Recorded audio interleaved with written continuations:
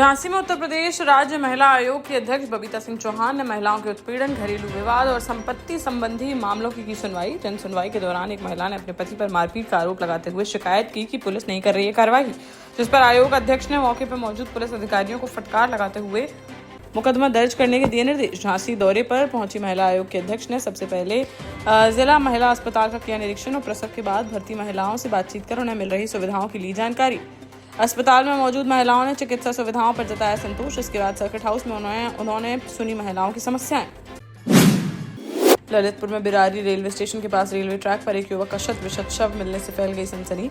मृतक दिल्ली की एक निजी कंपनी में करता था काम और पुलिस भर्ती परीक्षा देने आया था घर। परिजनों ने गांव के 2 युवकों पर रुपए के लेन देन को लेकर हत्या करने का लगाया है आरोप। मृतक की रजवाड़ा गांव निवासी 22 वर्षीय आदित्य सेन के रूप में हुई है पहचान। पुलिस ने शव को पोस्टमार्टम के लिए भेजकर मामले की जाँच कर दी है शुरू। जालौन के कौंच कोतवाली क्षेत्र में सोमवार देर रात एक सड़क हादसे में एक युवक गंभीर रूप से हो गया घायल। अंडा रोड स्थित एक कोल्ड स्टोर के पास 2 बाइकों की आमने सामने से हो गई थी टक्कर। जानकारी के अनुसार बरौदा कला निवासी 22 वर्षीय अजय कुमार अहरवार कस्बा 8 से लौट रहे थे अपने घर, तभी अंडा रोड पर कोल्ड स्टोर के पास सामने से आ रही एक अन्य बाइक से टकरा गई उनकी बाइक, जिसमें सड़क पर गिरकर गंभीर रूप से घायल हो गए अजय, जिन्हें प्राथमिक उपचार के बाद उरई मेडिकल कॉलेज किया गया है रेफर। मामले की जाँच में जुटी पुलिस। हमीरपुर के सुमेरपुर कस्बे में एक घरेलू विवाद ने ले लिया हिंसक मोड़। बीती देर रात वार्ड नंबर 6 स्थित एक घर पर लगभग 1 दर्जन लोगों द्वारा पथराव करने और कार में तोड़फोड़ करने का मामला आया है सामने। पीड़ित परिवार ने इस घटना का वीडियो भी किया है जारी। पीड़ित श्यामकरण के अनुसार उन्होंने अपनी पत्नी को पार्लर का कोर्स करने जाने से रोका था। इसी बात से नाराज होकर पत्नी ने अपने मायके से बुला लिए लोग। श्यामकरण का आरोप है कि बीती रात करीब 12 बजे उनके घर पहुंचे पत्नी के परिजन और किया पथराव। इस दौरान घर के दरवाजे पर खड़ी एक कार को कर दिया क्षतिग्रस्त और परिवार के सदस्यों के साथ भी की गई मारपीट। पुलिस ने मामले की जांच कर दी है शुरू। सागर में एक नकाबपोश किशोर चाकू की नोक पर नाबालिग लड़की का कर ले गया अपहरण। उसने नाबालिग को बचाने की कोशिश कर रहे परिजन पर चाकू से कर दिया हमला, जान से मारने की भी दी धमकी। फिर लड़की को साथ लेकर चला गया। वह हमले में एक महिला परिजन हुई है घायल। मकरोनिया थाना इलाके के बड़तुमा में बीती रात की है वारदात, जिसका सीसीटीवी फुटेज मंगलवार को आया सामने। मकरोनिया पुलिस ने एफआईआर दर्ज कर मामले की जांच कर दी है शुरू। झांसी के बुंदेलखंड विश्वविद्यालय ने उत्तर प्रदेश संयुक्त बीएड प्रवेश परीक्षा 2026 का परिणाम मंगलवार को कर दिया घोषित। प्रदेश भर के 4 लाख से अधिक सफल अभ्यर्थियों में अलीगढ़ की वंदना सिंह ने पहला स्थान हासिल कर परीक्षा में किया है टॉप। अलीगढ़ के नितिन पचौरी दूसरे और जौनपुर की खुशी अजय मिश्रा रही तीसरे स्थान पर। लखनऊ में उच्च शिक्षा मंत्री योगेंद्र उपाध्याय और उच्च शिक्षा मंत्री रजनी तिवारी की मौजूदगी में बुंदेलखंड विश्वविद्यालय के कुलपति प्रोफेसर मुकेश पांडे ने जारी किया परीक्षा फल। परिणाम घोषित होने के बाद मंत्रियों और अधिकारियों ने वीडियो कॉल के माध्यम से टॉप 10 अभ्यर्थियों से संवाद कर उन्हें उज्जवल भविष्य के लिए दी शुभकामनाएं। ललितपुर जिले में बीती देर शाम एक सड़क हादसे में बाइक चालक की हो गई मौत। जाकलौन देवगढ़ मार्ग पर एक भैंस से बाइक टकराने के बाद हुई है दुर्घटना। हादसे में चालक की पत्नी और 4 माह की बेटी भी हो गई है घायल। थाना कोतवाली क्षेत्र के ग्राम सैपुरा के पास हुई घटना। ग्राम धौरा निवासी 24 वर्षीय आसिफ पुत्र गफ्फार खान अपनी पत्नी और 4 माह की पुत्री के साथ सोमवार को किसी काम से आया था ललितपुर। देर शाम लगभग 8 बजे वह बाइक से अपने गांव लौट रहा था वापस, तभी रास्ते में हो गया है हादसा। पुलिस ने शव को पोस्टमार्टम के लिए भेजकर आगे की कार्यवाही की शुरू।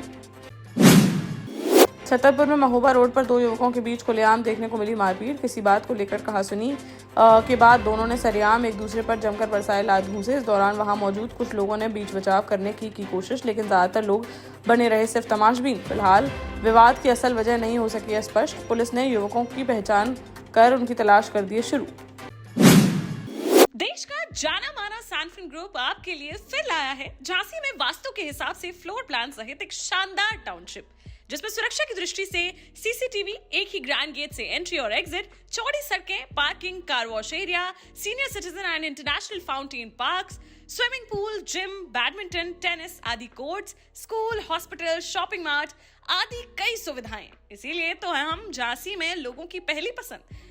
झांसी के मौरानीपुर में धसान नदी में डूबने से एक बुजुर्ग की चली गई जान। देवरी चौकी इलाके के रहने वाले 60 वर्षीय सुखलाल पाल भैंसों को नहलाने के लिए गए हुए थे नदी के किनारे, तभी नदी की गहराइयों में चले गए और गहरे पानी में डूब गए। मौके पर पहुंची पुलिस ने गोताखोरों की मदद से चलाया रेस्क्यू ऑपरेशन, लेकिन अंधेरा होने के कारण रात में रोकना पड़ा ऑपरेशन। मंगलवार सुबह 15 घंटे बाद शव को कर लिया गया बरामद, जिसे देख परिवार में मच गया कोहराम। पुलिस ने शव को पोस्टमार्टम के लिए भेजकर मामले की जाँच कर दी है शुरू।